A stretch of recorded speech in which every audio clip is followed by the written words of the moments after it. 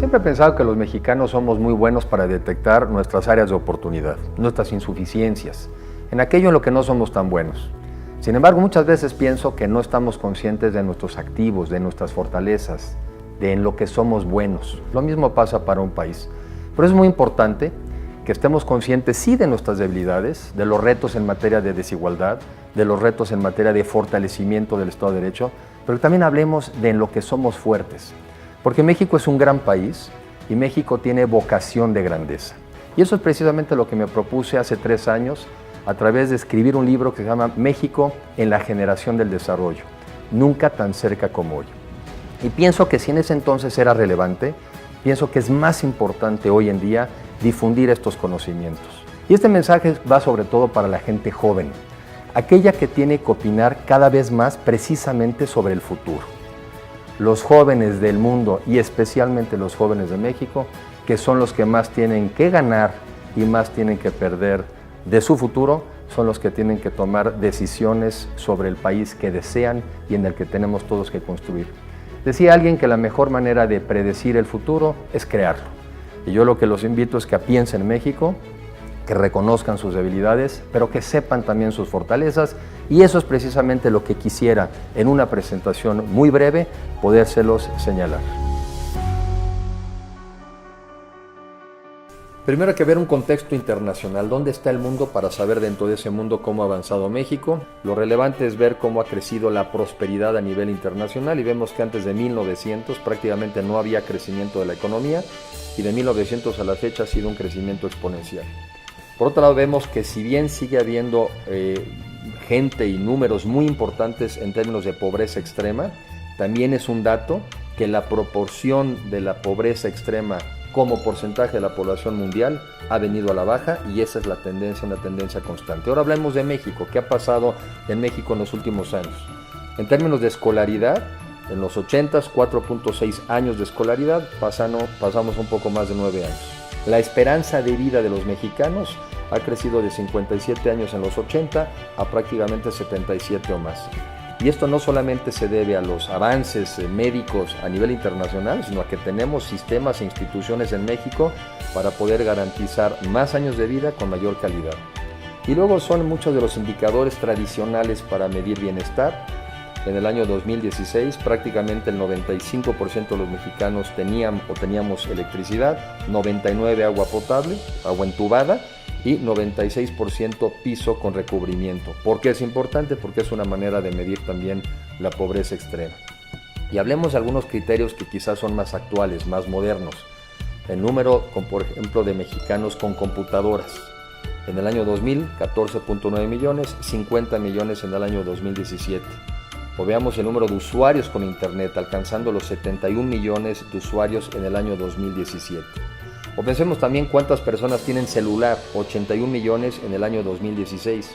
O cuántas otras personas se suben ya a aviones, porque también hay esta discusión en donde no se reconoce que aquí también ha habido un avance muy importante. 68 millones de pasajeros aterrizaron en México el año pasado. Estos no pueden ser los mismos mexicanos dando vueltas. De hecho, es 60% más que apenas 4 años. Son 40 millones de mexicanos más viajando por el país y por cierto esa es una de las explicaciones fundamentales de por qué necesitamos un nuevo aeropuerto internacional de México. Y veamos también el consumo privado de los mexicanos que va al alza. Uno de los conceptos importantes que quiero referir es que los mexicanos siempre hemos entendido en cada momento y en cada circunstancia qué tenemos que hacer conforme a dónde está el mundo. En los 50s el mundo para crecer optó por la sustitución de importaciones. Fue así que crecimos en la industria, sobre todo en México, así se generaron muchos empleos y así también se generó bienestar para muchísimos millones de mexicanos. Pero ese modelo se agotó y hacia principios de los 80s México se vio en la necesidad de abrirse al mundo. Y a partir de abrirse al mundo es que logramos ser campeones en muchas cosas, como lo podré comentar adelante. Sin embargo, el desarrollo, los éxitos han sido desiguales. No es cierto que México tiene un crecimiento mediocre. Lo que ocurre es que existen estados de la República con un crecimiento y un desarrollo muy superior al de la media nacional y por otro lado existen muchos estados de la República que han tenido un crecimiento decepcionante. Veamos, por ejemplo, los números. Del año 93 a la fecha, si vemos el crecimiento del ingreso por persona, esto es, no solamente tomamos en cuenta el valor de lo que se produce, sino lo dividimos entre una población que ha crecido. Aguascalientes ha crecido 106% su ingreso por persona, Guanajuato 100%, Querétaro 98%, el país 33%. Y sin embargo, en ese periodo donde algunos crecían a tasas cercanas al 100%, tuvimos a Oaxaca, que creció cerca de 20% el ingreso por persona, 5 veces menos que Aguascalientes. O Tabasco con el 7%, o el caso quizá más dramático, Chiapas. No solamente no creció su ingreso por persona, sino decreció. Los que han crecido, los que han sido competitivos, nos han ayudado a que México sea un país, el 4º país exportador de automóviles, el 5º exportador de autopartes, el primer productor y exportador de aguacate, el primer exportador de cerveza, primer exportador de pantallas planas y el 6º proveedor aeroespacial de los Estados Unidos. Y en materia turística, en donde quizá podemos ahí ver diferentes crecimientos, pues México es también un campeón. Somos el 6º país más visitado en el mundo, con 39.3 millones de turistas internacionales el año pasado, con 21,000 millones de dólares de divisas gastadas, y también al interior del país 235 millones de viajes que se realizan en México cada año. Por eso, al final del día, los estados de la República que más han crecido son aquellos que están vinculados al mundo, son los que están abiertos, son los que han sabido traer a la manufactura, a industrias como la automotriz, son los que vinculan a sus universidades y preparan a sus estudiantes con las habilidades necesarias para poder competir en ese mundo, son los que han hecho infraestructura para conectarse con México y con el resto del mundo. Y también son los que han tenido el desarrollo de una industria turística capaz de atraer a visitantes del exterior. Por eso México no tiene que buscar soluciones ni modelos en otras partes del mundo. No tiene siempre que ver qué está pasando o no en Singapur o qué pasó en Hong Kong. Simplemente hay que ver qué pasa en nuestro país, cuáles son los estados que han crecido, y ese es el modelo que de alguna manera tenemos que replicar. Sin embargo, hoy en día estamos entrando también en un cambio de época y tenemos que estar conscientes del nuevo entorno en el que nos movemos. Ahora el mundo está entrando en esta economía del conocimiento y en esa los mexicanos tenemos que también saber destacar y ser campeones. Algunos datos nada más. Sabemos de los avances continuos que ha habido en materia alimentaria, en donde gracias a la productividad y a las nuevas tecnologías es que necesitamos menos gente en el campo para poder producir todavía muchos más alimentos para una población creciente.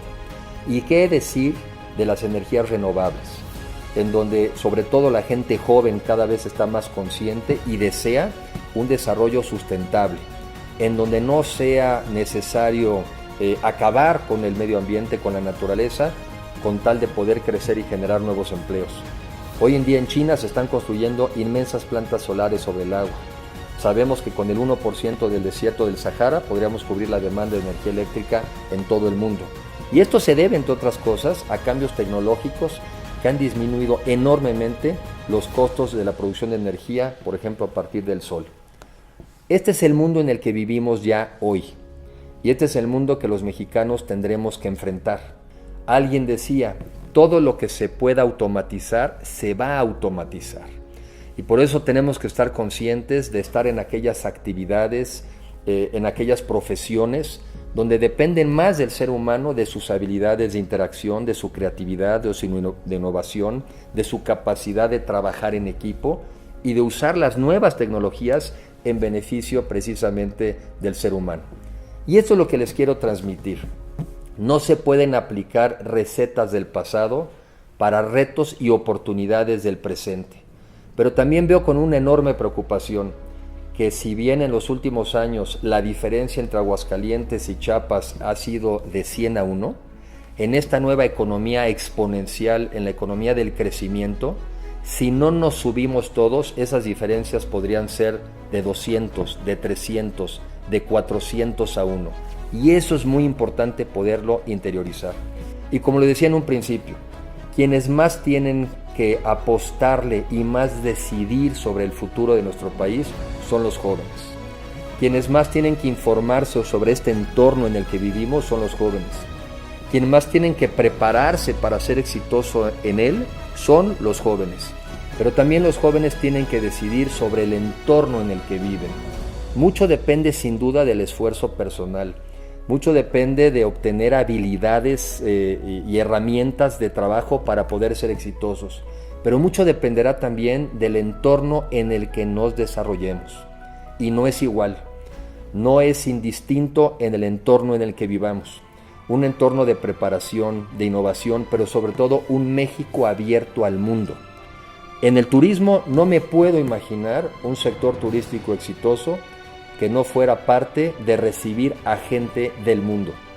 Cuando viene gente del exterior, nos deja sus divisas, nos deja sus recursos, y eso implica empleo para la construcción de hoteles, el desarrollo de nuevos cuartos, el desarrollo de nuevos aeropuertos, aerolíneas, restaurantes. El que nos vengan a visitar y vengan a invertir aquí es el equivalente a generar oportunidades de millones de empleos para los mexicanos. Pero así también el que México siga integrado al mundo es la enorme capacidad de surtirle cada vez más de nuestros bienes y servicios. México ha sabido competir en el mundo y nos hemos vuelto una parte fundamental de las cadenas de valor.